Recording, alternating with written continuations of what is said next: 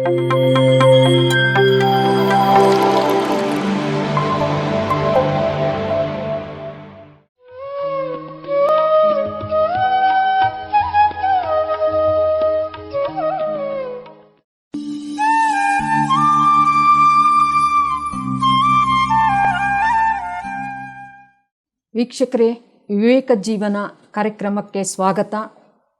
ಈ ಸಂಚಿಕೆಯಲ್ಲೂ ಸಹ ನಾವು ಹಲವಾರು ವಿಷಯಗಳನ್ನು ತಿಳ್ಕೊಳ್ಳೋಣ ಆ ಪ್ರಯತ್ನ. ಯಾಕಂದರೆ ನಾವೆಲ್ಲರೂ ಸಾಧಕರಾಗಿದ್ದೀವಿ, ಧ್ಯಾನ ಸಾಧನೆ ಮಾಡ್ತಿದ್ದೀವಿ ಮತ್ತು ಹಲವಾರು ವಿಷಯಗಳನ್ನು ತಿಳ್ಕೊತಾ ಇದ್ದೀವಿ. ಆ ನಿಟ್ಟಿನಲ್ಲಿ ಇವತ್ತು ನಾವು ವೈರಾಗ್ಯದ ಬಗ್ಗೆ ತಿಳ್ಕೊಳ್ಳೋಣ. ಯಾಕಂದರೆ ನಮ್ಮ ದೈನಂದಿನ ಜೀವನದಲ್ಲೇ ಆಗ್ಬೋದು, ಆಧ್ಯಾತ್ಮಿಕ ಜೀವನದಲ್ಲಿ ಆಗಬಹುದು. ವೈರಾಗ್ಯ ಅನ್ನೋದು ಹೇಗೆ ಪ್ರಮುಖವಾಗಿದೆ, ಅದನ್ನು ಹೇಗೆ ಅರ್ಥ ಮಾಡ್ಕೋಬೇಕು, ಹೇಗೆ ಅಳವಡಿಸ್ಕೋಬೇಕು ಅನ್ನೋದ್ರ ಬಗ್ಗೆ ನಮಗೆ ಅದರ ಬಗ್ಗೆ ವಿವರಣೆ ನೀಡೋಕ್ಕೆ ನಮ್ಮೊಂದಿಗಿದ್ದಾರೆ ಸ್ವಾಮೀಜಿಯವರು, ಸ್ವಾಮಿ ಪೂರ್ಣಾನಂದಜಿಯವರು, ರಾಮಕೃಷ್ಣಾಶ್ರಮ ಚಿಕ್ಕಬಳ್ಳಾಪುರ. ಸ್ವಾಮೀಜಿಯವರಿಗೆ ಸ್ವಾಗತ. ಸ್ವಾಮೀಜಿ ನಮಸ್ತೆ. PMC ಕನ್ನಡ ವಾಹಿನಿಯ ಈ ವಿವೇಕ ಜೀವನ ಈ ಕಾರ್ಯಕ್ರಮದಲ್ಲಿ ನೀವು ಹಲವಾರು ವಿಷಯಗಳನ್ನು ತಿಳಿಸ್ತಾ ಬಂದಿದ್ದೀರಿ. ಇವತ್ತು ಆ ನಿಟ್ಟಿನಲ್ಲಿ ವೈರಾಗ್ಯದ ಬಗ್ಗೆ ತಿಳಿಸ್ಕೊಡಬೇಕು ಅನ್ನೋದು ವಿನಂತಿ ಸ್ವಾಮೀಜಿ. ಆಗ್ಬೋದು. ವೈರಾಗ್ಯ ಅಂದ ತಕ್ಷಣ ಎಲ್ಲರೂ ಅದೇನು ನಮ್ಮಂಥ ಸಾಮಾನ್ಯರಿಗಲ್ಲ, ಯಾರೋ ಕೆಲವರಿಗೆ ಮಾತ್ರ ಸೀಮಿತ ಅಂತ ಭಾವಿಸ್ತಾರೆ ಸ್ವಾಮೀಜಿ. ಅದಕ್ಕಾಗಿ ನಿಜವಾಗಿ ವೈರಾಗ್ಯ ಅಂದರೆ ಏನು, ಅದು ಹೇಗೆ ನಮಗೆ ಸಾಧನೆಗೆ ಪೂರಕವಾಗಿರುತ್ತೆ ಅನ್ನೋದ್ರ ಬಗ್ಗೆ ತಿಳಿಸ್ಕೊಡ್ಬೇಕು ಅಂತ ವಿನಂತಿ ಸ್ವಾಮೀಜಿ. ಆಧ್ಯಾತ್ಮಿಕ ಜೀವನದಲ್ಲಿ, ಆಧ್ಯಾತ್ಮಿಕ ಗ್ರಂಥಗಳಲ್ಲಿ ಮತ್ತು ಮಹಾತ್ಮರ ಮಾತುಗಳಲ್ಲಿ ಬಹಳಷ್ಟು ಕಡೆ ಈ ವೈರಾಗ್ಯ ಅನ್ನೋ ಪದವನ್ನು ನಾವು ಗಮನಿಸ್ತಾ ಇರ್ತೀವಿ. ಇದಕ್ಕೆ ಬಹಳ ಪ್ರಾಮುಖ್ಯತೆಯನ್ನು ಕೊಟ್ಟಿದ್ದಾರೆ. ಜ್ಞಾನ, ಭಕ್ತಿ, ವೈರಾಗ್ಯ ಅಂತ ಈ ಮೂರನ್ನು ಕೂಡ ಜೊತೆಗೆ ತಗೋತಾರೆ. ತ್ರಿವೇಣಿ ಸಂಗಮ ಅಂತ ಕೂಡ ಕೆಲವರು ಅದನ್ನು ವಿವರಿಸಿ ಹೇಳ್ತಾರೆ. ಈ ವೈರಾಗ್ಯ ಅನ್ನೋದು ಸಂಸ್ಕೃತದ ಪದ. ರಾಗ ವೈರಾಗ್ಯ ಅಂತ ಅರ್ಥವನ್ನು ಕೊಡುತ್ತೆ. ರಾಗ ಅಂದರೆ ನಮ್ಮನ್ನು ರಂಜಿಸುವಂಥದ್ದು ಅಂತ. ವಿರಾಗ ಅಂದರೆ ಅದಕ್ಕೆ ವಿರುದ್ಧವಾಗಿ ನಮ್ಮನ್ನು ರಂಜಿಸದಂತೆ ಮಾಡುವಂಥದ್ದು ವೈರಾಗ್ಯ ಅಂತ. ಈಗ ರಂಜನೆ, ಮನೋರಂಜನೆ ಅಂತ ನಾವು ಕೇಳಿದ್ದೀವಿ. ಮನಸ್ಸನ್ನು ರಂಜಿಸೋದು ಮನೋರಂಜನೆ. ಯಾಕೆ ಅದು ಮನಸ್ಸನ್ನು ರಂಜಿಸುತ್ತೆ ಅಂದರೆ ಅದು ರಾಗ ಸ್ವರೂಪವಾದ್ದು, ಅದಕ್ಕೆ ಅದು ಮನಸ್ಸನ್ನು ರಂಜಿಸುತ್ತೆ. ಯಾವುದು ರಾಗ ಸ್ವರೂಪವಾದ್ದು ಅಂದರೆ ವಿಷಯಗಳ ಮೇಲಿರುವಂತಹ ಅನುರಾಗ ನಮ್ಮನ್ನು ರಂಜಿಸ್ತಾ ಇದೆ, ನಮ್ಮ ಮನಸ್ಸಿಗೆ ರಂಜನೆಯನ್ನು ಕೊಡ್ತಾ ಇದೆ ಅಂತ. ಸೊ ಇದು ಒಂದಕ್ಕೊಂದು ಹೀಗೆ ಅನ್ವಯಿಸುತ್ತೆ. ಈಗ ಮನೋರಂಜನೆ ಮನಸ್ಸಿನಲ್ಲಿ ರಾಗವನ್ನು ವೃದ್ಧಿ ಮಾಡುತ್ತೆ. ಈ ರಾಗ ಅನ್ನುವಂಥದ್ದನ್ನು ದೋಷ ಅಂತ ಮಹಾತ್ಮರೆಲ್ಲರೂ ಕೂಡ ನಿರ್ಧಾರ ಮಾಡಿದ್ದಾರೆ. ಯಾಕೆ ಅಂದರೆ ಈ ರಾಗ ಅನ್ನುವಂಥದ್ದು ದ್ವೇಷಕ್ಕೆ ಕಾರಣ ಆಗುತ್ತೆ, ಈ ರಾಗ ಅನ್ನುವಂಥದ್ದು ದುಃಖಕ್ಕೆ ಕಾರಣ ಆಗುತ್ತೆ. ಅಂದರೆ ಅಟ್ಯಾಚ್ಮೆಂಟ್ ಅಂತ ಅರ್ಥ ಮಾಡ್ಕೋಬೋದು. ಹೌದು, ರಾಗ ಅಂದರೆ ಅಟ್ಯಾಚ್ಮೆಂಟ್ ಅಂತ ಕೂಡ ಇದೆ. ಆಸಕ್ತಿ, ರಾಗ ಎಲ್ಲ ಒಂದಕ್ಕೊಂದು ಹತ್ತಿರದ ಪದಗಳು. ಯಾವಾಗ ಮನುಷ್ಯನಿಗೆ ದ್ವೇಷ ಮತ್ತು ದುಃಖ ಪ್ರಾಪ್ತಿಯಾಗುತ್ತೋ, ಆಗ ಆಸಕ್ತಿ ಅನ್ನೋದು ಪ್ರಾಪ್ತಿಯಾಗುತ್ತೋ, ಆಗ ಸಹಜವಾಗಿ ಮನುಷ್ಯ ತನ್ನ ಶಾಂತಿಯನ್ನು ಕಳ್ಕೊತಾನೆ. ಹಾಗಾಗಿ ವೈರಾಗ್ಯದ ಅವಶ್ಯಕತೆ ಏನಿದೆ ಮನುಷ್ಯನಿಗೆ ಅಂದರೆ, ಯಾವ ಮನುಷ್ಯ ತಾನು ಶಾಂತವಾಗಿರಬೇಕು ಅಂತ ಬಯಸ್ತಾನೋ, ಯಾವ ಮನುಷ್ಯ ತಾನು ಆಧ್ಯಾತ್ಮಿಕವಾಗಿ ಪ್ರಗತಿಯನ್ನು ಸಾಧಿಸಬೇಕು ಅಂತ ಇಚ್ಛೆ ಪಡ್ತಾನೋ, ಯಾವ ಮನುಷ್ಯ ವಿಷಯಗಳ ಭೋಗಾಸಕ್ತಿಗೆ ಬಲಿಯಾಗಿ ತನ್ನ ಜೀವನವನ್ನು ವ್ಯರ್ಥ ಮಾಡ್ಕೋಬಾರ್ದು ಅಂತ ಬಯಸ್ತಾನೋ, ಅವನಿಗೆ ವೈರಾಗ್ಯ ಅನ್ನುವಂಥದ್ದು ಅತ್ಯವಶ್ಯಕ. ಈ ವೈರಾಗ್ಯ ಯಾವ ರೀತಿಯಲ್ಲಿ ತಿಳಿಸ್ತಾರೆ ಅಂದರೆ, ಒಂದು ಪ್ರಸಿದ್ಧವಾದ ಗ್ರಂಥ ಇದೆ, ವೈರಾಗ್ಯಂ ಏವ ಅಭಯಂ ಅಂತ. ಬಹಳ ಪ್ರಸಿದ್ಧವಾದ ವಾಕ್ಯ ಇದೆ. ವೈರಾಗ್ಯದಿಂದ ಮಾತ್ರ ಮನುಷ್ಯ ನಿರ್ಭಯನಾಗ್ತಾನೆ. ಹೀಗಾಗಿ ವೈರಾಗ್ಯದ ಅಗತ್ಯ ನಮ್ಮ ಜೀವನದಲ್ಲಿ ಇಷ್ಟರ ಮಟ್ಟಿಗಿದೆ. ನಮಗೆ ಯಾವುದೇ ಥರದ ಭಯ ಕಾಡಿಸ್ತಿದ್ರೂ ಸಹ ಅದರಿಂದ ನಾವು ಮುಕ್ತರಾಗಬೇಕು ಅಂದರೆ ವೈರಾಗ್ಯ ಅನ್ನೋದು ನಾವು ಅಳವಡಿಸ್ಕೋಬೇಕು. ವೈರಾಗ್ಯ ಅಂದರೆ ಎಲ್ಲವನ್ನು ತ್ಯಜಿಸೋದಲ್ಲ, ಯಾವುದಕ್ಕೂ ಅಂಟಿಕೊಳ್ಳದೇ ಇರುವುದು ಅಂತಲ್ಲ ಸ್ವಾಮೀಜಿ? ಹೌದು, ಇಲ್ಲಿಷ್ಟೇ. ವೈರಾಗ್ಯ ಅಂದರೆ ಭಗವದ್ಗೀತೆಯಲ್ಲಿ ಇತರ ಶಾಸ್ತ್ರಗಳಲ್ಲಿ ತಿಳಿಸೋ ಪ್ರಕಾರ ವೈರಾಗ್ಯ ಅಂದರೆ ಸಾಮಾನ್ಯವಾಗಿ ತ್ಯಾಗದ ಭಾವನೆ ಬರುತ್ತೆ. ತ್ಯಾಗ ಮಾಡಬೇಕು, ಅದನ್ನು ವೈರಾಗ್ಯ ಅಂತ ಕರೀತಾರೆ. ಯಾವುದನ್ನು ತ್ಯಾಗ ಮಾಡಬೇಕು ಅಂತ ಪ್ರಶ್ನೆ ಬಂದಾಗ ಶ್ರೀಕೃಷ್ಣ ಪರಮಾತ್ಮ ಭಗವದ್ಗೀತೆಯಲ್ಲಿ ಸ್ಪಷ್ಟವಾಗಿ ಹೇಳಿರೋದು, ನಿನ್ನ ಕರ್ತವ್ಯ ಕರ್ಮಗಳನ್ನು ತ್ಯಾಗ ಮಾಡೋದು ವೈರಾಗ್ಯ ಅಲ್ಲ. ನಿನ್ನ ಕರ್ತವ್ಯ ಕರ್ಮವನ್ನು ನೀನು ಮಾಡಲೇಬೇಕು. ಅವರವರ ವರ್ಣಾಶ್ರಮಕ್ಕೆ ತಕ್ಕಂತೆ ಅವರಿಗೇನು ಕರ್ತವ್ಯ ಇದೆಯೋ ಅದನ್ನು ಮಾಡಬೇಕು.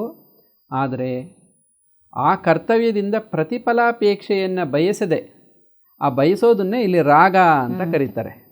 ನಾನು ಈ ಕರ್ಮ ಮಾಡಿದೆ, ಈ ಕರ್ತವ್ಯ ಮಾಡಿದೆ, ಇದರಿಂದ ನನಗೇನು ಲಾಭ, ನನಗೇನು ಸಿಗುತ್ತೆ ಅನ್ನುವಂತಹ ಆ ಕರ್ಮದೊಂದಿಗೆ ಅಟ್ಯಾಚ್ಮೆಂಟು, ಅದರಿಂದ ಪ್ರತಿಫಲಾಪೇಕ್ಷೆಯನ್ನು ಬಯಸ್ತಾ ಇದ್ದಾನಲ್ಲ, ಅದನ್ನೇ ಇಲ್ಲಿ ರಾಗ ಅಂತ ಹೇಳ್ತಾ ಇರೋದು. ಅದು ಇಲ್ಲದಿರುವಂಥ ಸ್ಥಿತಿನೇ ಅನಾಸಕ್ತಿ ಅಥವಾ ವೈರಾಗ್ಯ ಅಂತ ಕೂಡ ಕರಿಬೋದು. ಹಾಗಾಗಿ ನಾವು ಯಾವುದೇ ಕರ್ಮ ಮಾಡಿದರೂ ಸಹ, ಕೆಲಸ ಮಾಡಿದರೂ ಸಹ, ಅದರಿಂದ ನಾವು ಯಾವುದೇ ಥರದ ನಿರೀಕ್ಷೆ ಇಲ್ಲದಿರ ಮಾಡುವುದೇ ವೈರಾಗ್ಯ ಅಂತ. ವೈರಾಗ್ಯ ಅಂದ ತಕ್ಷಣ ನಮ್ಮ ಕರ್ತವ್ಯಗಳನ್ನು ತ್ಯಜಿಸೋದು ಅಂತಲ್ಲ ಅನ್ನೋದು ಸ್ಪಷ್ಟವಾಗಿ ತಿಳಿಸ್ಕೊಟ್ಟಿದ್ದೀರಾ ಸ್ವಾಮೀಜಿ. ಇಲ್ಲ ಅಂದರೆ ತುಂಬ ಜನ ಇಲ್ಲೇ ತುಂಬ ಒಂದು ಕನ್ಫ್ಯೂಷನ್ ಆಗುತ್ತೆ ನೋಡಿ. ಈಗ ಒಂದು ಸುಲಭವಾಗಿ ಇದನ್ನು ನಾವು ವಿಶ್ಲೇಷಣೆ ಮಾಡಿದ್ರೆ, ಈಗ ವೈರಾಗ್ಯ ಜ್ಞಾನ ಬೇಕು. ಯಾರಿಗಾರು ಕೇಳಿದ್ರೆ ನಿಮಗೆ ಜ್ಞಾನ ಬೇಕಂದರೆ ಬೇಕು ಅಂತಾರೆ, ಭಕ್ತಿ ಬೇಕು ಅಂತಾರೆ. ವೈರಾಗ್ಯ ಬೇಕಾ ಅಂದಾಗ ಆಗ ಯೋಚನೆ ಮಾಡ್ತಾರೆ, ಹಿಂಜರಿತಾರೆ. ವೈರಾಗ್ಯ ನಮಗೆ ಯಾಕೆ? ಅದು ಯಾರೋ ಸನ್ಯಾಸಿಗಳಿಗೆ, ಇನ್ನೊಬ್ಬರಿಗೆ, ಮತ್ತೊಬ್ಬರಿಗೆ ನಮಗೆ ಕರ್ತವ್ಯ ಕರ್ಮಗಳಿದೆ, ನಮ್ಗೆ ಯಾಕೆ ವೈರಾಗ್ಯ ಅಂತ ಭಾವಿಸ್ತಾರೆ. ಇಲ್ಲಿ ಬಹಳ ಸುಲಭವಾದ ಒಂದು ವಿಶ್ಲೇಷಣೆ ಅಂದರೆ, ವೈರಾಗ್ಯದಿಂದ ನಮ್ಮ ಮನಸ್ಸು ನಿಸ್ವಾರ್ಥತೆಯನ್ನು ಪಡ್ಕೊಳ್ಳುತ್ತೆ. ಸ್ವಾರ್ಥ ಅಂದ್ರೇನು? ಸ್ವ ಅರ್ಥ, ಸ್ವಾರ್ಥ. ಸ್ವ ಅಂದರೆ ತನ್ನ, ಅರ್ಥ ಅಂದರೆ ತನಗೆ ಬರಬೇಕಾಗಿರುವಂಥ ಲಾಭ ಅಂತ. ಅದು ಯಾವುದೇ ಹಣ, ವಸ್ತು ಇತ್ಯಾದಿ ರೂಪಗಳಲ್ಲಿ ನನಗೆ ಬರಬೇಕಾಗಿರುವಂಥದ್ದು, ನನ್ನದು, ಎಲ್ಲವೂ ಅನ್ವಯಿಸುತ್ತೆ. ಸ್ವಾರ್ಥ, ಸೆಲ್ಫಿಶ್ನೆಸ್. ಯಾರನ್ನೇ ನೀವು ಕೇಳಿ ಸ್ವಾರ್ಥ ಅನ್ನೋದು ಒಳ್ಳೆಯ ಗುಣನ ಕೆಟ್ಟ ಗುಣನ ಅಂತ, ಇದು ಒಳ್ಳೆ ಗುಣ ಅಂತ ಸಾಮಾನ್ಯವಾಗಿ ಯಾರು ಒಪ್ಕೊಳ್ಳಲ್ಲ. ಆದರೆ ವೈರಾಗ್ಯವಂತರಿಗೆ ಮಾತ್ರ ನಿಸ್ವಾರ್ಥತೆಯಿಂದ ಇರೋದಕ್ಕೆ ಸಾಧ್ಯ. ವೈರಾಗ್ಯವಂತರು, ನಿಸ್ವಾರ್ಥಿಗಳು ಇಬ್ಬರು ಒಂದೇನೆ. ಇಲ್ಲಿ ಪದಗಳು ಸರಿಯಾಗಿ ಅರ್ಥ ಆಗಬೇಕಾಗಿದೆ. ಹೇಗೆ ಇವೆರಡು ಪದಗಳನ್ನು ನಾವು ಅನ್ವಯಿಸ್ಬೋದು ಅಂದರೆ ನೋಡಿ, ಯಾರಿಗೆ ವಿಷಯ ವಸ್ತುಗಳ ಮೇಲೆ ಅನುರಾಗ ಇರುತ್ತೋ, ಆಸಕ್ತಿ ಇರುತ್ತೋ, ಭೋಗಾಸಕ್ತಿ ಇರುತ್ತೋ, ಅವರಿಗೆ ಸ್ವಾರ್ಥ ಇದ್ದೇ ಇರುತ್ತೆ. ನಾನು ಸುಖ ಪಡಬೇಕು, ನಾನು ಚೆನ್ನಾಗಿರಬೇಕು, ಮೊದಲು ನಾನು ತಿಂದುಬಿಡಬೇಕು, ಆಮೇಲೆ ಬೇರೆಯವ್ರು ಊಟ ಮಾಡ್ಕೊಳ್ಳಿ, ಮೊದಲು ನನಗೆ ಸಿಗಬೇಕಾಗಿರೋದು. ಅದಕ್ಕೆ ಈ ನೂಕು ನುಗ್ಗಲು ಎಲ್ಲ ಈ ಜಗತ್ತಲ್ಲಿ, ಈ ಸಮಾಜದಲ್ಲಿ ಯಾರೂ ಕೂಡ ಕಾಂಪಿಟೇಷನ್ನು, ಈ ನೂಕು ನುಗ್ಗಲು ಒಳ್ಳೆಯದು ಅಂತ ಹೇಳಲ್ಲ. ಯಾಕಿದೆ ಅಂತ ನಾವು ವಿಶ್ಲೇಷಣೆ ಮಾಡಿದಾಗ ಅಲ್ಲಿ ನಮಗೆ ಸ್ಪಷ್ಟವಾಗಿ ಗೊತ್ತಾಗುತ್ತೆ, ಸ್ವಾರ್ಥ ಇರೋದ್ರಿಂದ. ಈಗ 10 ಜನಕ್ಕೆ ಸ್ವಾರ್ಥ ಇದೆ, ಅಲ್ಲಿ 2 ವಸ್ತು ಇದೆ. ಆಗೇನು ಮಾಡ್ತಾರೆ, 10 ಜನ 2 ವಸ್ತುಗಳನ್ನು ಬಾಚ್ಕೊಳ್ಳೋಕೆ ಹೋಗ್ತಾರೆ. ಆಗ ನೂಕು ನುಗ್ಗಲಾಗುತ್ತೆ, ಒಬ್ಬರ ಮೇಲೊಬ್ಬರು ತಳ್ಳಾಡ್ತಾರೆ, ಇನ್ನೊಬ್ಬರನ್ನ ತುಳಿತಾರೆ, ತೊಂದರೆ ಕೊಡ್ತಾರೆ. ವೈರಾಗ್ಯದ ಅಭಾವ ಇದ್ದಾಗ ಸಮಾಜದಲ್ಲಿ ಇಂತಹ ಅವಘಡ ಅಂತ ಕರೀತಾರೆ, ಅಥವಾ ಅನಾಹುತಗಳು, ಇಂತಹ ತೊಂದರೆಗಳು, ಹಿಂಸಾಕೃತ್ಯ ನಡೆಯೋದೇ ಸ್ವಾರ್ಥದ ಕಾರಣದಿಂದ. ನಮಗೆ ಚೆನ್ನಾಗಿ ಗೊತ್ತಿದೆ, ಸ್ವಾರ್ಥ ಇಲ್ಲದೆ ಇದ್ದರೆ ಅಲ್ಲಿ ಹಿಂಸೆ ನಡೆಯೋದೇ ಇಲ್ಲ. ಸ್ವಾರ್ಥ ಯಾಕೆ ಬಂತು ಅಂದರೆ ವೈರಾಗ್ಯದ ಕೊರತೆ ಇರೋದ್ರಿಂದಲೇ ಸ್ವಾರ್ಥ ಬಂತು.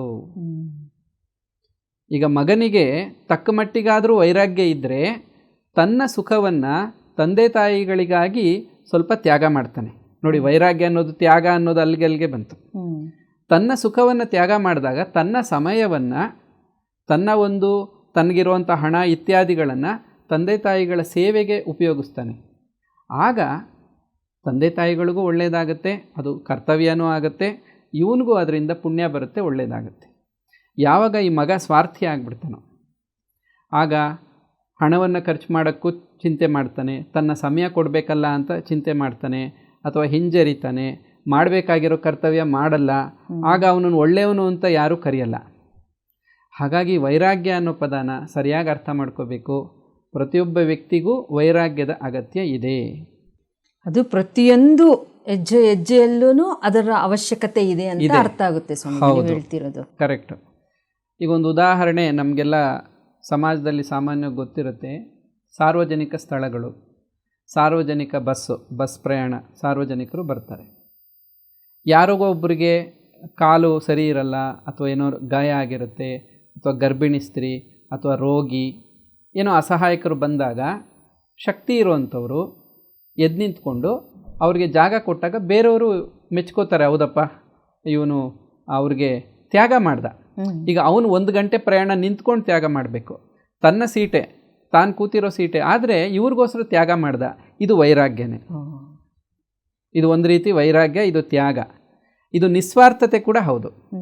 ತನಗೆ 1 ಗಂಟೆ ಸ್ವಲ್ಪ ಕಷ್ಟ ಆದರೂ ಪರವಾಗಿಲ್ಲ, ಅವ್ರಿಗೆ ಒಳ್ಳೇದಾಯ್ತಲ್ಲ, ನನಗಿಂತ ಅವ್ರಿಗೆ ಹೆಚ್ಚು ಕಷ್ಟ ಆಗ್ತಾಯಿತ್ತು, ಅಲ್ಲಿ ಕರುಣೆನೂ ಇದೆ ನೋಡಿ. ತ್ಯಾಗ, ನಿಸ್ವಾರ್ಥತೆ, ಕರುಣೆ, ವೈರಾಗ್ಯ ಎಲ್ಲ ಒಂದೇ ಚೌಕಟ್ಟಿನಲ್ಲಿ ಬಂದ್ಬಿಡ್ತು. ಒಂದನ್ನು ನಾವು ಅಭ್ಯಾಸ ಮಾಡ್ತಾ ಹೋದಾಗ ಉಳಿದಿರುವ ಎಲ್ಲವೂ ಅದಕ್ಕೆ ಸೇರ್ಕೊಳ್ಳುತ್ತೆ ಒಂದರಿಂದಲೇ. ಸೊ ವೈರಾಗ್ಯವನ್ನು ನಾವು ಈ ರೀತಿ ಅರ್ಥ ಮಾಡ್ಕೋಬೇಕು. ಈ ವೈರಾಗ್ಯ ಇರೋರು ಅಧ್ಯಾತ್ಮದಲ್ಲಿ ಬಹಳ ಬೇಗ ಮುಂದುವರಿತಾರೆ. ಅದು ಹೇಗೆ ಸ್ವಾಮೀಜಿ? ನಿಮಗೊಂದು ಉದಾಹರಣೆ ಹೇಳ್ತೀನಿ. ಭಗವಾನ್ ಬುದ್ಧನ ಜೀವನದಲ್ಲಿ ನಡೆದಂಥ ಒಂದು ಘಟನೆ ಅಂತ ಜೀವನ ಚರಿತ್ರೆಯಲ್ಲಿ ನಾವು ಓದ್ತೀವಿ. ಒಬ್ರು ಯಾರೋ ಒಂದು ಕುರಿಯನ್ನು ಬಲಿ ಕೊಡೋಕ್ಕೆ ತೊಗೊಂಡು ಹೋಗ್ತಾ ಇರ್ತಾರೆ. ಬುದ್ಧ ಕೇಳ್ತಾನೆ ಯಾಕೆ ಎಂದಾಗ, ನಾವು ಈ ಥರ ಬಲಿ ಕೊಟ್ಟರೆ ನಮಗೆ ದೇವತೆ ಒಳ್ಳೇದು ಮಾಡ್ತಾಳೆ, ಬರ ಕೊಡ್ತಾಳೆ ಅಂತೆಲ್ಲ ಹೇಳ್ತಾರೆ. ಆಗ ಬುದ್ಧ ಹೇಳ್ತಾನೆ, ಯಾವುದೋ ಒಂದು ಜೀವಿಯನ್ನು ಬಲಿ ಕೊಡಬೇಕು ಅಂತಲ್ವ ನೀವು ಅಂದ್ಕೋತಾ ಇರೋ ಅಂದರೆ, ಹೌದು, ನಮಗೆ ಸಿಕ್ಕಿರೋದು ಈ ಕುರಿ, ಇದನ್ನು ನಾವು ಬಲಿ ಕೊಡ್ತೀವಿ. ನೀವೊಂದು ಕೆಲಸ ಮಾಡಿ, ಈ ಕುರಿಯನ್ನು ಬಿಟ್ಬಿಡಿ, ಅದರ ಬದಲಾಗಿ ನಾನೇ ಬರ್ತೀನಿ, ನಾನು ಒಂದು ಜೀವ, ನನ್ನನ್ನೇ ಬಲಿ ಕೊಡಿ ಅಂತ ಹೇಳಿದಾಗ ಜನಕ್ಕೆಲ್ಲ ಭಯ ಆಗುತ್ತೆ, ಹಿಂಜರಿತಾರೆ. ಯಾಕೆಂದರೆ ಬುದ್ಧ ಆತ ಮಹಾತ್ಮ ಅಂತ ಸಮಾಜಕ್ಕೆಲ್ಲ ಗೊತ್ತಿತ್ತು, ಈಗಾಗಲೇ ಬಹಳ ಪ್ರಸಿದ್ಧಿಯಾಗಿತ್ತು ಬುದ್ಧನ ಹೆಸರು, ರಾಜನಿಗೂ ಕೂಡ ಆತ ಬೋಧನೆ ಮಾಡಿದ್ದಾನೆ ಅಂತ ಗೊತ್ತಿತ್ತು. ಹಿಂಜರಿತಾರೆ ಜನ. ಅಂದರೆ ಅಲ್ಲಿ ಮುಂದುವರಿಯುತ್ತೆ ಕತೆ, ಆಮೇಲೆ ಏನು ನಡೀತೋ ಅದು ಬೇರೆ ಪ್ರಶ್ನೆ. ಅಂದರೆ ಇಲ್ಲಿ ಬುದ್ಧನ ಕರುಣೆ ಇದೆ ಹೃದಯದಲ್ಲಿ. ಬರೀ ಅಯ್ಯೋ ಪಾಪ ಅಂತ ಹೇಳಿದ ಮಾತ್ರಕ್ಕೆ ಅಲ್ಲೇನು ನಡೆಯೋದಿಲ್ಲ. ತನ್ನ ಪ್ರಾಣವನ್ನೇ ತ್ಯಾಗ ಮಾಡೋದಕ್ಕೆ ಬುದ್ಧ ಮುಂದೆ ಬಂದ. ಒಂದು. ಎರಡನೇದು ವೈರಾಗ್ಯ. ಇತರರ ಒಳಿತಿಗಾಗಿ ತನ್ನ ಸುಖವನ್ನು ತ್ಯಾಗ ಮಾಡೋದು ವೈರಾಗ್ಯ ಅಂತಲೇ ಕರೆಯಲ್ಪಡುತ್ತೆ. ಯಾಕೆ ಅಂದರೆ, ಯಾರಿಗೆ ಜೀವನದಲ್ಲಿ ಭೋಗಾಸಕ್ತಿಯಲ್ಲಿ ಆಸಕ್ತಿ ಇದೆಯೋ, ಭೋಗ ವಿಷಯಗಳನ್ನು ಅನುಭವಿಸಬೇಕು ಅನ್ನುವಂಥ ಆಸಕ್ತಿ, ರಾಗ ಇದೆಯೋ, ಅವರಿಗೆ ಕರುಣೆ ಅನ್ನೋದು ಬರಲ್ಲ. ಯಾಕೆಂದರೆ ಎಲ್ಲಿ ರಾಗ ಇರುತ್ತೋ ಅಲ್ಲಿ ದ್ವೇಷ ಅನ್ನೋದು ಉಂಟಾಗುತ್ತೆ. ಹೀಗಾಗಿ ರಾಗದ್ವೇಷಗಳು ಜೊತೆಗೆ ಇರುತ್ತೆ. ಈ ರಾಗದ ಅಭಾವ ಆದಾಗ ಅಲ್ಲಿ ದ್ವೇಷ ಇರಲ್ಲ, ಕರುಣೆ ಇರುತ್ತೆ. ದ್ವೇಷಕ್ಕೆ ವಿರುದ್ಧ ಪದ ಕರುಣೆ. ನೋಡಿ, ಈ ಥರ ಅರ್ಥ ಮಾಡ್ಕೋಬೇಕು. ರಾಗ ಇರೋ ಕಡೆ ದ್ವೇಷ ಇದ್ದೇ ಇರುತ್ತೆ. ಯಾಕಂದರೆ ತನ್ನ ಸುಖಕ್ಕೆ ಯಾರು ಅಡ್ಡಿ ಬರ್ತಾರೋ ಅವ್ರ ಮೇಲೆ ದ್ವೇಷ ಬಂದೇ ಬರುತ್ತೆ. ನಾವು ಇತ್ತೀಚಿನ ದಿನಗಳಲ್ಲಿ ನೋಡ್ತಾ ಇದ್ದೀವಿ, ಮಕ್ಕಳು ತಮ್ಮ ತಂದೆ ತಾಯಿ ಏನಾದರೂ ತಮ್ಮ ಆಸೆಗೆ ಅಡ್ಡಿ ಬಂದರೆ ಅವರನ್ನೇ ದ್ವೇಷಿಸುವಂತಹ ಉದಾಹರಣೆಗಳು ಬಹಳಷ್ಟಿದೆ. ಹೌದು ಸ್ವಾಮೀಜಿ. ಒಡಹುಟ್ಟಿದವರು ತಮ್ಮ ಆಸೆಗಳಿಗೆ ಅಡ್ಡಿ ಬಂದರೆ ಒಡಹುಟ್ಟಿದವ್ರನ್ನೇ ದ್ವೇಷಿಸ್ತಾರೆ. ಹೀಗಿರುವಾಗ ಬೇರೆಯವ್ರ ವಿಚಾರ ಏನು ಬಂತು? ಈ ದ್ವೇಷ ಯಾಕೆ ಬಂತು ಅಂದರೆ, ನನ್ನ ಸುಖಕ್ಕೆ ಇವರು ಅಡ್ಡಿ ಬಂದರು, ನನ್ನ ಅನುರಾಗಕ್ಕೆ ಅಡ್ಡಿ ಬಂದರು. ಹಾಗಾಗಿ ವೈರಾಗ್ಯ ಇದ್ದಾಗ, ಆ ರಾಗ ಅನ್ನೋದು ಇಲ್ಲದೇ ಇದ್ದಾಗ, ಭೋಗಾಸಕ್ತಿ ಇಲ್ಲದೇ ಇದ್ದಾಗ ಏನಾಗುತ್ತೆ, ಆ ಭೋಗದ ಲಾಲಸೆಯನ್ನು ತ್ಯಾಗ ಮಾಡಿದ್ದಾಗ ಅವರಿಗೆ ಸಹಜವಾಗಿ ಚಿತ್ತಶುದ್ಧಿ ಇರುತ್ತೆ. ಚಿತ್ತ ಶುದ್ಧವಾಗಿದೆ. ರಾಗದ ದೋಷ ಇಲ್ಲದಿರುವಂಥದ್ದೇ ಚಿತ್ತಶುದ್ಧಿ. ಉಪೈತಿ ಶಾಂತ ರಜಸಂ ಅಂತ ಭಗವದ್ಗೀತೆಯಲ್ಲಿ ಒಂದು ವಾಕ್ಯ ಇದೆ. ರಜೋಗುಣ ಉಪಶಾಂತವಾದಾಗ, ಅಂದರೆ ಶಾಂತಿಯಾದಾಗ, ಉಪಶಮನ ಆದಾಗ ಈ ರಾಗ ಅನ್ನೋದು ಕೂಡ ಹೊರಟೋಗುತ್ತೆ. ಆಗ ದ್ವೇಷ ಅನ್ನೋದು ಇರೋದೇ ಇಲ್ಲ. ಅಲ್ಲಿ ಕರುಣೆ, ನಿಸ್ವಾರ್ಥತೆ, ತ್ಯಾಗ ಸಹಜವಾಗೇ ಬರುತ್ತೆ. ಈ ಗುಣಗಳನ್ನೇ ನಾವು ವೈರಾಗ್ಯದ ಅಡಿಯಲ್ಲಿ ಅರ್ಥ ಮಾಡ್ಕೋಬೇಕು. ವೈರಾಗ್ಯದಿಂದ ಇಷ್ಟೆಲ್ಲ ಲಾಭ ಇದೆ, ಅದು ಸರಿಯಾಗಿ ಅರ್ಥ ಮಾಡ್ಕೊಂಡಾಗಲೇ ನಮಗೆ ಇದಾಗುತ್ತೆ ಸ್ವಾಮೀಜಿ. ಇಲ್ಲ ಅಂದರೆ ಇದು ನಮ್ಮಂಥವ್ರಿಗಲ್ಲ, ಸಾಮಾನ್ಯರಿಗಲ್ಲ, ಕೇವಲ ಕೆಲವರಿಗೂ ಮಾತ್ರ ಇದು ಸಾಧ್ಯ ಅನ್ನೋ ಭಾವನೆಯಲ್ಲೇ ಸುಮಾರು ಜನ ಇದ್ದೀವಿ ಸ್ವಾಮೀಜಿ. ವೈರಾಗ್ಯ, ಅದಕ್ಕೆ ಸಂಸ್ಕೃತದ ಭಾಷೆಯ ಬಗ್ಗೆ ಸ್ವಲ್ಪ ತಿಳುವಳಿಕೆ ಇದ್ದರೆ ಬಹಳ ಒಳ್ಳೆಯದು ಆಧ್ಯಾತ್ಮಿಕ ಜೀವನದಲ್ಲಿ. ಯಾಕೆಂದರೆ ಸರಿಯಾದ ಅರ್ಥ ನಮಗೆ ಸಿಗುತ್ತೆ. ಅಧ್ಯಾತ್ಮ ಸಂಸ್ಕೃತದ ಪದ, ವೈರಾಗ್ಯ ಸಂಸ್ಕೃತದ ಪದ, ಭಕ್ತಿ ಅನ್ನೋದು ಸಂಸ್ಕೃತದ ಪದ, ಜೀವನ ಅನ್ನೋದು ಸಂಸ್ಕೃತದ ಪದ, ಮನಸ್ಸು ಅನ್ನೋದು ಅದೇ. ಹಾಗಾಗಿ ನಾವು ಇದರ ಬಗ್ಗೆ ಸ್ವಲ್ಪ ಸಂಸ್ಕೃತದ ಭಾಷೆಯ ಮೇಲೆ ನಮಗೆ ಸ್ವಲ್ಪ ಗ್ರಿಪ್ ಇದ್ದರೆ ಅಥವಾ ಅದ್ರ ಬಗ್ಗೆ ಸ್ವಲ್ಪ ತಿಳುವಳಿಕೆ ಇದ್ದಾಗ, ಪದದ ಸರಿಯಾದ ಅರ್ಥ ನಮಗೆ ಗೊತ್ತಾದಾಗ ವಾಕ್ಯದ ಅರ್ಥ ಕೂಡ ಸರಿಯಾಗಿ ಗೊತ್ತಾಗುತ್ತೆ. ವಾಕ್ಯಗಳ ಅರ್ಥ ನಮಗೆ ಸರಿಯಾಗಿ ತಿಳ್ಕೊಂಡಾಗ ನಮಗೆ ಗ್ರಂಥದಲ್ಲಿ ಏನು ಜ್ಞಾನ ಇದೆ ಅನ್ನೋದು ಕೂಡ ಸರಿಯಾಗಿ ನಮಗೆ ಸಿಗುತ್ತೆ. ಸರಿಯಾಗಿ ತಿಳ್ಕೊಂಡಾಗ ಸರಿಯಾದ ಆಚರಣೆ ಅನ್ನೋದು ಸಾಧ್ಯ ಆಗುತ್ತೆ ಅಲ್ವಾ ಸ್ವಾಮೀಜಿ? ಹೌದು, ಪದಗಳ ಅರ್ಥ ತಿಳ್ಕೊಳ್ಳೋದು ಬಹಳ ಮುಖ್ಯ. ಹೀಗಾಗಿ ನಮಗೆ ಅಧ್ಯಾತ್ಮ ಸಾಧನೆಯಲ್ಲಿ ಮುಂದುವರೆದಂತಹ ಮಹಾತ್ಮರ ಮಾರ್ಗದರ್ಶನ ಬೇಕೇ ಬೇಕು. ಉದಾಹರಣೆಗಳನ್ನು ಕೊಟ್ಟು ಹೇಳೋದು ಇದೇ ಉದ್ದೇಶದಿಂದ. ಹೀಗಾಗಿ ನಮ್ಮ ಜೀವನದಲ್ಲಿ ಚಿತ್ತಶುದ್ಧಿಯಿಂದ ಸುಖಶಾಂತಿ, ಇದು ನಮ್ಗೆ ಗೊತ್ತಿದೆ. ಚಿತ್ತಶುದ್ಧಿಗೆ ಮುಖ್ಯವಾದ ಕಾರಣ ರಾಗ ಅನ್ನುವಂಥದ್ದು ಇಲ್ಲದೇ ಇರೋದು, ವಿರಾಗ. ಈ ವಿರಾಗವನ್ನೇ ವೈರಾಗ್ಯ ಅಂತ ಕರೆದಿದೆ. ರಾಗ ಇದ್ದರೆ ಏನು ಕೆಟ್ಟದ್ದು? ಇನ್ನೊಂದಿದೆ ನೋಡಿ, ಸಾಮಾನ್ಯ ಜನರಲ್ಲಿ ಅನುರಾಗ ಒಳ್ಳೆಯದು, ಅನುರಾಗ ಅನ್ನೋದು ಇರಬೇಕು, ಅದನ್ನೇನೋ ಒಂದು ಪ್ರೀತಿ ಅನ್ನೋ ಥರ ಭಾವಿಸ್ತಾರೆ. ಪ್ರೀತಿ ಬೇರೆ, ಅನುರಾಗ ಬೇರೆ. ಅನುರಾಗ ಅಂದರೆ ಆಕರ್ಷಣೆ. ಇತ್ತೀಚಿನ ದಿನಗಳಲ್ಲಿ ನಾವು ಸಮಾಜದಲ್ಲಿ ನೋಡ್ತೀವಿ, ಯುವ ಜನತೆಯಲ್ಲಿ ಒಬ್ಬರಲ್ಲಿ ಇನ್ನೊಬ್ಬರಿಗೆ ಆಕರ್ಷಣೆ ಇರುತ್ತೆ, ಅದು ಪ್ರೀತಿ ಅಂತ ಕರೆಯಲ್ಪಡಲ್ಲ.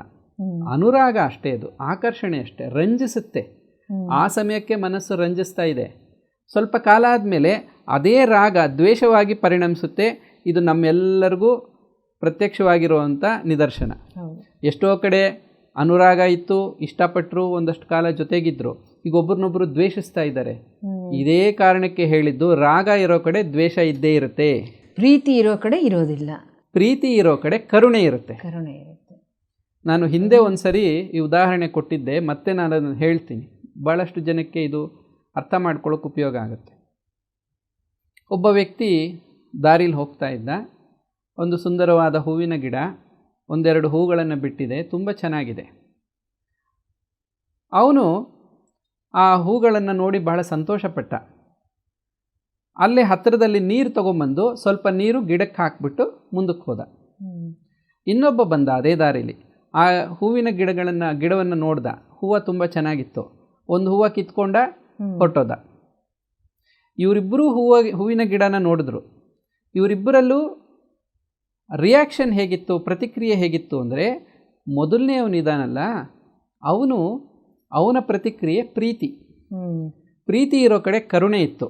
ಎಷ್ಟು ಚೆನ್ನಾಗಿದೆ ಹೂವಿನ ಗಿಡ, ಎಷ್ಟು ಸುಂದರವಾದ ಹೂಗಳನ್ನು ಬಿಟ್ಟಿದೆ, ಇದಕ್ಕೆ ಸ್ವಲ್ಪ ನೀರು ಹಾಕೋಣ, ಇನ್ನೂ ಚೆನ್ನಾಗಿರುತ್ತೆ ಗಿಡ ಅಂತ ಅಲ್ಲೆಲ್ಲೋ ಸ್ವಲ್ಪ ನೀರು ತಗೊಂಬಂದು ಹಾಕ್ದ. ಆ ಹೂವಿನ ಗಿಡನ ನೋಡ್ದ, ಹೂವಿನ ಸೌಂದರ್ಯವನ್ನು ನೋಡ್ದ, ಸಂತೋಷಪಟ್ಟ, ಮುಂದಕ್ಕೆ ಹೋದ. ಗಿಡ ಚೆನ್ನಾಗಿರಲಿ ಅನ್ನೋ ಭಾವನೆ ಇದೆ, ಅದು ಪ್ರೀತಿ ತಾನೇ. ನೀರು ಹಾಕ್ದ, ಕರುಣೆ ಇದೆ. ಅದೇ ಥರ ಇನ್ನೊಬ್ಬ ವ್ಯಕ್ತಿ ಬಂದ, ಅವನು ಹೂವಿನ ಗಿಡ ನೋಡ್ದ, ಹೂವು ತುಂಬ ಚೆನ್ನಾಗಿದೆ ಅಂತ ಅವನಿಗೂ ಅನ್ನಿಸ್ತು.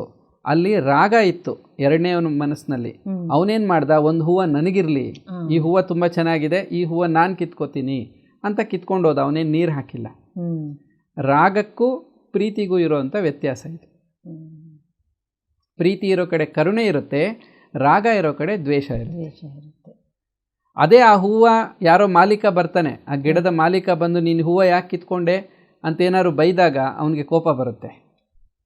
ಅದೇ ಮೊದಲನೇವನು ನೀರು ಹಾಕಿ ಹೋದಾಗ ಮಾಲೀಕ ಸಂತೋಷಪಟ್ಟು ತಾನಾಗಿ ಒಂದು ಹೂವು ತಗೊಂಡು ಹೋಗಪ್ಪ ಅಂತ ಕೊಡ್ತಾನೆ.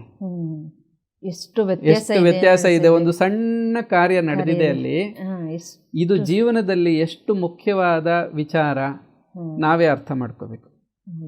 ಅದು ಹೂವಿನ ಗಿಡದ ವಿಚಾರ ಆಗ್ಬೋದು. ಅದೇ ಥರ ತಂದೆ ತಾಯಿ ಮಗಳನ್ನು ಪ್ರೀತಿಯಿಂದ ಬೆಳೆಸಿ ಆಕೆಗೆ ವಿದ್ಯಾಭ್ಯಾಸ ಕೊಟ್ಟು ಒಬ್ಬ ಒಳ್ಳೆಯ ವ್ಯಕ್ತಿಯನ್ನಾಗಿ ಮಾಡಿ ಒಬ್ಬ ಹುಡುಗನ್ನ ನೋಡಿ ಧಾರೆ ಎರೆದು ಕೊಡ್ತಾರೆ, ಕನ್ಯಾದಾನ ಮಾಡಿ ಕೊಡ್ತಾರೆ. ಆ ಹುಡುಗನಲ್ಲಿ ಪ್ರೀತಿ ಇದ್ದರೆ, ನಿಜವಾದ ಪ್ರೀತಿ ಇದ್ದರೆ, ನನ್ನ ಇಡೀ ಜೀವನಕ್ಕೆ ಆಸರೆ ಆಗಿರುವಂಥ ಈ ಹೆಣ್ಮಗಳನ್ನು ಕೊಟ್ಟಿದ್ದಾರಲ್ಲ ಅವರು ಅಂಥೇಳಿ ಅವ್ರ ಬಗ್ಗೆ ಗೌರವ ಇರುತ್ತೆ. ಆ ಹುಡುಗಿಯನ್ನು ಪ್ರೀತಿಯಿಂದ ನೋಡ್ಕೋತಾರೆ. ಅವನು ಹೇಗೆ ನೀರು ಹಾಕಿದ್ನೋ ಅದೇ ಥರ ಆಕೆಯನ್ನು ಪೋಷಣೆ ಮಾಡಿ ಆಕೆಯ ಜವಾಬ್ದಾರಿ ತಗೊಂಡು ರಕ್ಷಣೆ ಮಾಡ್ತಾನೆ. ಅದೇ ಎರಡನೇ ಥರ ವ್ಯಕ್ತಿಯಾಗಿದ್ದರೆ, ರಾಗ ಇರೋವಂಥವನಾಗಿದ್ದರೆ ಏನು ಮಾಡ್ತಾನೆ, ಆ ಹುಡುಗಿ ಮದುವೆ ಮಾಡಿಕೊಟ್ರು, ಆ ಹುಡುಗಿ ಜೊತೆ ಆರಾಮಾಗಿ ಸುಖವಾಗಿ ಒಂದಷ್ಟು ಜೀವನ ಮಾಡ್ದ. ಆ ಹುಡುಗಿ ಹೇಳಿದ ಮಾತು ಕೇಳಿಲ್ಲ ಅಂದರೆ ಅಥವಾ ಇನ್ನೇನೋ ಸ್ವಲ್ಪ ಆಕೆಯಿಂದ ತೊಂದರೆ ಆದರೆ ಆಕೆಯನ್ನು ದ್ವೇಷಿಸಕ್ಕೆ ಪ್ರಯತ್ನ ಮಾಡ್ತಾನೆ ಅಥವಾ ಪ್ರಾರಂಭ ಮಾಡ್ತಾನೆ. ಮತ್ತು ಆ ಹುಡುಗಿಯ ತಂದೆ ತಾಯಿನೂ ಬೈತಾನೆ. ಹ್ಮ್. ಇದು ರಾಗದ ಪರಿಣಾಮ. ಸರಿ. ಈಗ ಗೊತ್ತಾಯಿತು ರಾಗ ಎಷ್ಟು ಕೆಟ್ಟದ್ದು. ರಾಗ ಇರೋ ಕಡೆ ದ್ವೇಷ ದ್ವೇಷ ಇರುತ್ತೆ. ಇರುತ್ತೆ. ಹಾಗಾಗಿ ರಾಗ ಇಲ್ಲದಿರೋದೇ ವೈರಾಗ್ಯ. ವೈರಾಗ್ಯ. ವೈರಾಗ್ಯ ಈಗ ಯಾರಿಗೆ ಬೇಡ, ನೀವೇ ಅರ್ಥ ಮಾಡ್ಕೊಳ್ಳಿ. ಹೌದು ಸ್ವಾಮೀಜಿ, ವೈರಾಗ್ಯ ಅಂದರೆ ಎಲ್ಲವನ್ನೂ ಬಿಟ್ಬಿಡೋದು ಅನ್ನೋದೇ ಅಭಿಪ್ರಾಯ ಇದೆ. ಅಲ್ಲ, ಇವಾಗ ನೀವು ಸ್ಪಷ್ಟವಾಗಿ ತಿಳಿಸ್ಕೊಟ್ಟಿದ್ದೀರಾ ಸ್ವಾಮೀಜಿ, ವೈರಾಗ್ಯ ಅಂದರೆ ಏನು, ಅದೆಷ್ಟು ಅವಶ್ಯಕತೆ ಇದೆ ಅನ್ನೋದು ಭಾಳ ಚೆನ್ನಾಗಿ ತಿಳಿಸ್ಕೊಟ್ಟಿದ್ದೀರಾ. ಚಿತ್ತಶುದ್ಧಿ ಕೂಡ ಇಲ್ಲೇ ಅನ್ವಯಿಸುತ್ತೆ. ಮೊದಲನೇ ವ್ಯಕ್ತಿ ನೀರು ಹಾಕಿದ್ನಲ್ಲ, ಅವನು ಚಿತ್ತ ಶುದ್ಧವಾಗಿದೆ ಅಂತ ಯಾರು ಬೇಕಾದ್ರೂ ಹೇಳ್ತಾರೆ. ಹೌದು. ಎರಡನೇ ವ್ಯಕ್ತಿ ಯಾರ್ದೋ ಗಿಡ ಹೂವು ಕಿತ್ಕೊಂಡು ಹೋದ, ನೀರು ಹಾಕಿಲ್ಲ, ಏನೂ ಇಲ್ಲ, ಅವನು ಚಿತ್ತಶುದ್ಧಿ ಇಲ್ಲ ಅಂತ ಯಾರಿಗೆ ಬೇಕಾದ್ರೂ ಅರ್ಥ ಆಗುತ್ತೆ. ಇವತ್ತು ಸಮಾಜಕ್ಕೆ ಬೇಕಾಗಿರುವಂಥದ್ದು ಎಂಥ ವ್ಯಕ್ತಿಗಳು? ವೈರಾಗ್ಯ ಇರೋರ, ಇಲ್ಲದೆ ಇರೋರ? ಖಂಡಿತ ಸ್ವಾಮೀಜಿ, ವೈರಾಗ್ಯ ಇರೋರೇ ಬೇಕು. ಇದು ಎಲ್ಲವೂ ಒಬ್ಬ ವ್ಯಕ್ತಿಯಿಂದ ಇನ್ನೊಬ್ಬ ವ್ಯಕ್ತಿಗೆ ತೊಂದರೆ ಆಗ್ತಿದೆ ಅಂದ್ರೇ ಅಲ್ಲಿ ರಾಗ ಇದೆ ಅಂತಲೇ ಸ್ವಾಮೀಜಿ. ಈ ಥರ ಪ್ರೀತಿ ಅನ್ನೋದಿದ್ದಾಗ ಖಂಡಿತ ಎಲ್ಲರೂ ಚೆನ್ನಾಗಿರ್ತಾರೆ, ಸಮಾಜವೂ ಚೆನ್ನಾಗಿರುತ್ತೆ. ನಮ್ಮ ವೈಯಕ್ತಿಕ ಏನು ಸಾಧನೆಗಳಿರುತ್ತೋ ಅದು ಸಹ ನೀವು ಹೇಳ್ದಂಗೆ ಪ್ರಗತಿ ಹೊಂದುತ್ತಾ ಹೋಗ್ತೀವಿ ಸ್ವಾಮೀಜಿ. ಭಾಳ ಚೆನ್ನಾಗಿ ಇನ್ನೊಂದು ವಿಚಾರ ಇದೆ, ಸ್ವಾಮಿ ವಿವೇಕಾನಂದರದು ಬಹಳ ಉತ್ತಮವಾದ ಒಂದು ಎಕ್ಸಾಂಪಲ್ ಅದು. ವಿವೇಕಾನಂದರು ಹೇಳ್ತಾರೆ ಭಕ್ತಿಯೋಗದಲ್ಲಿ, ಭಕ್ತನ ವೈರಾಗ್ಯ ಸಹಜವಾದ್ದು. ಪ್ರಯತ್ನ ಪಟ್ಟು ಬಿಡಬೇಕಲ್ಲ ಅಂತ ಅವನು ಬಿಡಲ್ಲ ಭಕ್ತ. ಅವನಿಗೆ ಭಗವಂತನಲ್ಲಿ ಪ್ರೀತಿ ಇರೋದ್ರಿಂದ ಇದು ಯಾವುದರಲ್ಲೂ ಆಸಕ್ತಿನೇ ಇಲ್ಲ. ಹಾಗಂತ ಅವನು ಕರ್ತವ್ಯ ಬಿಡಲ್ಲ, ಯಾರಿಗೂ ಸೇವೆ ಮಾಡೋದು ಬಿಡಲ್ಲ. ಅವನಿಗೆ ಕರುಣೆ ಅನ್ನೋದಿರುತ್ತೆ ಭಕ್ತನಲ್ಲಿ. ಯಾರನ್ನು ನೋಡಿದ್ರೂ ಅವನಿಗೆ ಕರುಣೆ ಬರುತ್ತೆ, ರಾಗ ಇಲ್ಲ, ಕರುಣೆ ಬರುತ್ತೆ. ಅದಕ್ಕೋಸ್ಕರ ತನ್ನದನ್ನು ತ್ಯಾಗ ಮಾಡೋಕ್ಕೆ ಸಿದ್ಧವಾಗ್ತಾನೆ. ಹಾಗಾಗಿ ಅವನು ಭಗವಂತನಿಗೆ ಹತ್ತಿರ ಆಗ್ತಾನೆ. ಯಾರ ಹೃದಯದಲ್ಲಿ ಪ್ರೀತಿ ಇರುತ್ತೋ ಅಲ್ಲಿ ಕರುಣೆ ಇರುತ್ತೆ, ಅಲ್ಲಿ ವೈರಾಗ್ಯ ಇರುತ್ತೆ, ಅವರು ಭಗವಂತನಿಗೆ ಹತ್ತಿರ ಆಗ್ತಾರೆ. ಯಾರ ಹೃದಯದಲ್ಲಿ ರಾಗ ಇರುತ್ತೋ, ಆಸೆ ಇರುತ್ತೋ, ಅಲ್ಲಿ ದ್ವೇಷ ಇರುತ್ತೆ. ಅವರೇನು ಮಾಡ್ತಾರೆ, ಅವ್ರು ನೋಡಿ, ಕೆಲವ್ರು ಯಾರೋ ಒಂದು ನಾಯಿಯನ್ನು ಸಾಕಿರ್ತಾರೆ, ಅವ್ರ ಮನೇಲಿ ಸಾಕಿರೋ ನಾಯಿ ಮಾತ್ರ ಅವ್ರದ್ದು, ಬೀದಿಲಿ ಹೋಗೋ ನಾಯಿ ಅವ್ರದ್ದಲ್ಲ. ಅವರು ಆ ನಾಯಿಗೆ ಬೇಕಾದ್ರೆ 1000 ರೂಪಾಯಿ ಖರ್ಚು ಮಾಡಿ ಅದನ್ನು ಆರೈಕೆ ಮಾಡ್ತಾರೆ, ಚೆನ್ನಾಗಿ ನೋಡ್ಕೋತಾರೆ. ಬೀದಿಲಿ ಹೋಗೋ ನಾಯಿಗೇನು ಅವರೇನು ಆರೈಕೆ ಅಥವಾ ಅದ್ರ ಬಗ್ಗೆ ಪ್ರೀತಿ ಇರಲ್ಲ. ಆದರೆ ಒಬ್ಬ ಸಾಮಾನ್ಯ ವ್ಯಕ್ತಿ ಇದ್ದಾನೆ, ಅವನು ಯಾವುದೇ ನಾಯಿನ ಸಾಕಿಲ್ಲ. ಅವನು ಊಟ ಮಾಡ್ತಾ ಇದ್ದ, ಯಾವುದೋ ನಾಯಿ ಬಂತು, ಅಯ್ಯೋ ಪಾಪ ಆ ನಾಯಿ ಹಸ್ಕೊಂಡಿರುತ್ತೆ ಅಂತ ತಾನು ತಿಂತಾ ಇರೋದ್ರಲ್ಲಿ ಸ್ವಲ್ಪ ಆಹಾರವನ್ನು ನಾಯಿ ಕೊಟ್ಟ. ಅವನು ಸಾಕಿದ್ದೂ ಅಲ್ಲ, ಏನೂ ಅಲ್ಲ, ಪ್ರೀತಿಯಿಂದ ಕೊಟ್ಟ. ಆ ನಾಯಿ ತಿಂದ್ಬಿಟ್ಟು ಕೃತಜ್ಞತೆಯನ್ನು ಸಲ್ಲಿಸಿ ಬಾಲ ಅಲ್ಲಾಡಿಸ್ಬಿಟ್ಟು ಹೊಟ್ಟೋಯ್ತು. ಅವ್ರ ಮನೇನೇನು ಕಾವಲು ಕಾಯ್ತಾ ಇಲ್ಲ, ಏನೂ ಇಲ್ಲ. ನೋಡಿ, ಅಲ್ಲಿ ನಿಸ್ವಾರ್ಥತೆ ಇದೆ. ನಡೆದಿದ್ದೊಂದು ಸಣ್ಣ ಘಟನೆ, ನಿಸ್ವಾರ್ಥತೆ ಇದೆ. ಈಗ ಭಗವಂತನಿಗೆ ಯಾರು ಹತ್ತಿರ ಅಂದಾಗ ಸ್ವಾಮಿ ವಿವೇಕಾನಂದ ಹೇಳ್ತಾರೆ, ನನ್ನದೇನಲ್ಲ, ನಾನು ಸಾಕಿರೋ ನಾಯಿ ಅಲ್ಲ, ನನ್ನ ಮನೆ ಬಾಗಿಲೇನು ಕಾಯ್ತಾ ಇಲ್ಲ, ಆದರೆ ಅದು ಹಸ್ಕೊಂಡಿದೆ, ನಾನು ಊಟ ಮಾಡ್ತಾ ಇದ್ದೀನಿ, ನನ್ನ ಹತ್ರ ಇರೋ ಆಹಾರ ಸ್ವಲ್ಪ ಕೊಡೋದು ನನ್ನ ಕರ್ತವ್ಯ. ಕರುಣೆಯಿಂದ ಆಹಾರ ಕೊಟ್ಟ. ಆ ನಾಯಿಯಿಂದ ಇವನೇನಾದ್ರು ಪ್ರತಿಫಲಾಪೇಕ್ಷೆ ಇಟ್ಕೊಳ್ಳೋಕ್ಕಾಗತ್ತಾ? ಇಲ್ಲ. ಅದು ಬಾಲ ಅಲ್ಲಾಡಿಸ್ತು, ಹೊಟ್ಟೋಯ್ತು. ನೋಡಿ, ಇದು ನಿಸ್ವಾರ್ಥತೆ. ಇಂಥ ನಿಸ್ವಾರ್ಥತೆ ಇರುವಂಥ ವ್ಯಕ್ತಿಗಳು ಇವತ್ತು ಸಮಾಜಕ್ಕೆ ಬೇಕಾಗಿದ್ದಾರೆ. ಇದು ವೈರಾಗ್ಯದ ಮಹತ್ವ. ಭಕ್ತನಿಗೆ ಈ ವೈರಾಗ್ಯ ಸಹಜವಾಗಿರುತ್ತೆ. ಹೀಗಾಗಿ ವೈರಾಗ್ಯ ಅನ್ನೋದನ್ನು ನಾವು ಈ ರೀತಿ ಸರಿಯಾಗಿ ಅರ್ಥ ಮಾಡ್ಕೋಬೇಕು. ಭಕ್ತ ಅಂದರೆ ನೀವು ಈಗಾಗಲೇ ಇಂದಿನ ಒಂದು ಸಂಚಿಕೆಯಲ್ಲಿ ತಿಳಿಸಿದ್ರಿ ಸ್ವಾಮೀಜಿ, ಸ್ಪಷ್ಟವಾಗಿ ಸ್ವಸ್ವರೂಪ ಅನುಸಂಧಾನವೇ ಭಕ್ತರೀತ್ಯ ವಿಧೀಯತೆ ಅಂತ ಏನು ಶಂಕರಾಚಾರ್ಯರು ಹೇಳಿದಾರೋ ಅದನ್ನು ತಿಳಿಸ್ಕೊಟ್ಟಿದ್ರಿ. ಹಾಗಾಗಿ ನಮ್ಮ ಬಗ್ಗೆ ನಾವು ಅನ್ನೋದು ಸ್ವಸ್ವರೂಪ ಅಂದರೆ ಆತ್ಮವನು ಅನ್ನೋದು ಅರ್ಥೈಸಿದ್ರಿ ನೀವು. ಹಾಗಾಗಿ ತುಂಬ ನೀವು ಚೆನ್ನಾಗಿ ತಿಳಿಸ್ಕೊಟ್ಟಿದ್ದೀರ ಸ್ವಾಮಿ. ಏನೆಲ್ಲ ನಮ್ಮ ಸಾಧನೆ ಅನ್ನೋದು ನಮ್ಮ ಕಡೆ ನಮ್ಮನ್ನು ನಾವು ಅರ್ಥಕೋಬೇಕು ಅಂತ, ಆ ನಿಟ್ಟಿನಲ್ಲಿ ಎಲ್ಲ ವೈರಾಗ್ಯ ಅನ್ನೋದು ಎಷ್ಟು ಪ್ರಮುಖ ಪಾತ್ರ ಇದೆ. ಪ್ರತಿಯೊಂದು ಚಿಕ್ಕ ಚಿಕ್ಕ ವಿಷಯದಲ್ಲೂ ಅದನ್ನು ಹೇಗೆ ನಾವು ಜೀವನದಲ್ಲಿ ಅಳವಡಿಸ್ಕೋಬೇಕು, ಆಚರಿಸಬೇಕು ಅನ್ನೋದು ತುಂಬ ವಿವರವಾಗಿ ತಿಳಿಸ್ಕೊಟ್ಟಿದ್ದೀರ ಸ್ವಾಮೀಜಿ. ಇಲ್ಲೊಂದು ವಿಚಾರ ಹೇಳಿ ಇದನ್ನು ನಾವು ಈ ವಿಷಯನ ಇಲ್ಲಿ ಕನ್ಕ್ಲೂಡ್ ಮಾಡೋಣ. ಏನು ಅಂದರೆ, ಬಹಳಷ್ಟು ಜನಕ್ಕೆ ಜ್ಞಾನಯೋಗ, ಭಕ್ತಿಯೋಗ, ಧ್ಯಾನ ಯೋಗ ಎಲ್ಲ ಬೇರೆ ಬೇರೆ ಏನೋ ಭಾವನೆ ಇದೆ. ಹಾಗಂತ ಅಲ್ಲ. ಅದು ಕರ್ಮಯೋಗ, ಒಳ್ಳೆ ಕೆಲಸ ಮಾಡೋದು ಕರ್ಮಯೋಗ, ಅದು ಬೇರೆ ಅಂತ ಅನ್ಸುತ್ತೆ. ಇದು ಯಾವುದೂ ಹಾಗಲ್ಲ, ಒಂದಕ್ಕೊಂದು ಎಲ್ಲ ಅನ್ವಯಿಸುತ್ತೆ, ರಿಲೇಟ್ ಆಗಿದೆ. ಈಗ ಯಾರಿಗೆ ಆತ್ಮಜ್ಞಾನದ ಅರಿವಿದೆಯೋ, ನಾನು ಶರೀರ ಅಲ್ಲ ಮನಸ್ಸಲ್ಲ ಆತ್ಮ ಅಂತ ಸಚ್ಚಿದಾನಂದ ಅಂತ ಜ್ಞಾನ ಇದೆಯೋ, ಶರೀರ ಬೇರೆ ಆಗಿರ್ಬೋದಾ ನಾಯಿದು, ಸ್ವಭಾವ ಬೇರೆ ಆಗಿರ್ಬೋದು, ಆದರೆ ಆ ಶರೀರದಲ್ಲಿರೋದು ಸಚ್ಚಿದಾನಂದನೇ, ನನ್ನಲ್ಲಿರೋ ಆತ್ಮವೇ ಅದರಲ್ಲೂ ಇದೆ ಅಂತ ಅಂದಾಗ ನನಗೆ ಹೇಗೆ ಹಸುವಾಗುತ್ತೋ ಅದಕ್ಕೂ ಹಸುವಾಗುತ್ತೆ. ನನಗೆ ಯಾರಾದರೂ ಹೊಡೆದ್ರೆ ನೋವಾದಂಗೆ ಅದಕ್ಕೂ ಯಾರಾದರೂ ಹೊಡೆದ್ರೆ ನೋವಾಗುತ್ತೆ ಅನ್ನೋ ಭಾವನೆ ಇರೋದ್ರಿಂದ ಕರುಣೆ ಸಹಜವಾಗೇ ಬರುತ್ತೆ. ಹೀಗಾಗಿ ಇದಕ್ಕಿಂತ ದೊಡ್ಡ ಅಧ್ಯಾತ್ಮ ಸಾಧನೆ ಮತ್ತೇನಿದೆ? ಭಗವಂತ ಮೆಚ್ಚೋದು ಇಂಥ ಸಾಧನೆಯನ್ನೇ. ಇದು ಕರ್ಮಯೋಗನೂ ಆಯಿತು, ಜ್ಞಾನಯೋಗ ಆಯಿತು. ನನ್ನಲ್ಲಿರೋ ಆತ್ಮವೇ ಅದರಲ್ಲೂ ಇದೆ ಎಂದಾಗ ಜ್ಞಾನಯೋಗ ಆಯಿತು. ಆಮೇಲೆ ತನ್ನಲ್ಲಿರೋ ಆತ್ಮ ಅದರಲ್ಲಿರೋ ಆತ್ಮವನ್ನು ಧ್ಯಾನಿಸ್ತಾ ಇರೋದ್ರಿಂದ ಧ್ಯಾನ ಯೋಗನೂ ಆಯಿತು ಒಂದು ರೀತಿಯಲ್ಲಿ. ಆಮೇಲೆ ಭಕ್ತಿ ಅಂದರೆ ಪ್ರೀತಿ ಅಂತ. ನನ್ನ ಹೃದಯದಲ್ಲಿರೋ ಪರಮಾತ್ಮನೇ ಆ ಪ್ರಾಣಿಯಲ್ಲೂ ಇದೆ ಎಂದಾಗ ಪ್ರೀತಿಯಿಂದ ತಾನೇ ಅದಕ್ಕೆ ಆಹಾರ ಕೊಟ್ಟಿದ್ದು. ಭಕ್ತಿಯೋಗನೂ ಆಯಿತು. ಭಕ್ತಿಯೋಗ ಅಂದರೆ ಕೇವಲ ವಿಗ್ರಹವನ್ನು ಇಟ್ಕೊಂಡೇ ಪೂಜೆ ಮಾಡೋದು ಭಕ್ತಿಯೋಗ ಅಂತ ಭಾವಿಸಬಾರ್ದು. ಮುಂದೆ ಇರುವಂಥ ವ್ಯಕ್ತಿ ಪ್ರಾಣಿ ಪಕ್ಷಿಯಲ್ಲೂ ಕೂಡ ಪರಮಾತ್ಮನೇ ಇದ್ದಾನೆ ಅಂತ ಭಾವಿಸೋದು ಕೂಡ ಭಕ್ತಿಯೋಗ. ನೋಡಿ, ಇವೆಲ್ಲ ಒಂದಕ್ಕೊಂದು ಎಷ್ಟು ಸುಂದರವಾಗಿ ನಮ್ಮಲ್ಲಿ ಋಷಿಮುನಿಗಳು ಜೋಡಿಸ್ಕೊಟ್ಟಿದ್ದಾರೆ. ಈ ಎಲ್ಲ ಯೋಗಗಳು ಕೂಡ ಕೊನೆಗೆ ನಮ್ಮ ಆತ್ಮ ಸಾಕ್ಷಾತ್ಕಾರಕ್ಕೆ, ಆತ್ಮಾನಂದಕ್ಕೆ ಕಾರಣ ಆಗುತ್ತೆ. ಈ ದೃಷ್ಟಿಯಲ್ಲಿ ವೈರಾಗ್ಯ ಅನ್ನೋದು ನಮ್ಮೆಲ್ಲರಲ್ಲೂ ಇರಬೇಕಾಗಿರುವಂಥ ಒಂದು ಸಹಜವಾದ ಒಳ್ಳೆಯ ಗುಣ. ತುಂಬ ತುಂಬ ಧನ್ಯವಾದಗಳು ಸ್ವಾಮೀಜಿ. ವೈರಾಗ್ಯ ಅಂದರೆ ಏನು, ಅದರ ಮಹತ್ವ ಏನು, ಅದನ್ನು ಹೇಗೆ ನಾವು ನಿತ್ಯ ಜೀವನದಲ್ಲಿ ಅಳವಡಿಸ್ಕೋಬೇಕಾಗಿದೆ ಅನ್ನೋದನ್ನು ತುಂಬ ಉದಾಹರಣೆಗಳ ಮೂಲಕ ಚೆನ್ನಾಗಿ ತಿಳಿಸ್ಕೊಟ್ಟಿದ್ದೀರಾ. ಎಲ್ಲರ ಪರವಾಗಿ, PMC ಕನ್ನಡ ವಾಹಿನಿ ಪರವಾಗಿ, ಎಲ್ಲ ವೀಕ್ಷಕರ ಪರವಾಗಿ ಹಾಗೂ ವೈಯಕ್ತಿಕವಾಗಿ ಅನಂತ ಧನ್ಯವಾದಗಳು ಸ್ವಾಮೀಜಿ. ನಮಸ್ತೆ. PMC ಕನ್ನಡ ಚಾನೆಲ್ ಅನ್ನು ಲೈಕ್ ಮಾಡಿ, ಶೇರ್ ಮಾಡಿ, ಸಬ್ಸ್ಕ್ರೈಬ್ ಮಾಡಿ ಮತ್ತು ಮಾಡಿಸಿ. ಎಲ್ಲರಿಗೂ ಧನ್ಯವಾದಗಳು.